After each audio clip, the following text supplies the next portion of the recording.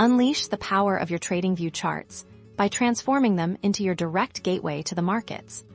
Step 1 is to bridge the gap between analysis and action by connecting your broker navigate to the bottom toolbar and locate the trading panel. Click on the Brokerage tab. And then select your preferred broker from the extensive list. You'll be prompted to log into your brokerage account securely once connected. You'll see your account balance and open positions directly within Tradingview.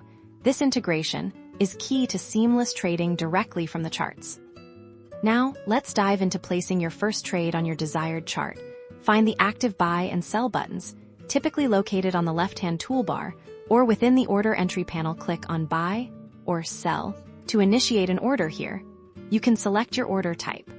Market orders execute immediately at the best available price, while limit orders allow you to specify your desired entry price. You'll also define the quantity of shares or contracts you wish to trade.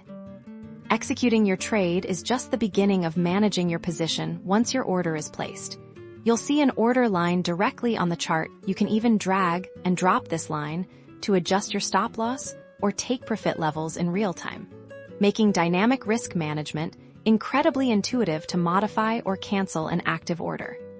Simply locate the order in your trading panel and click the Edit or X button respectively.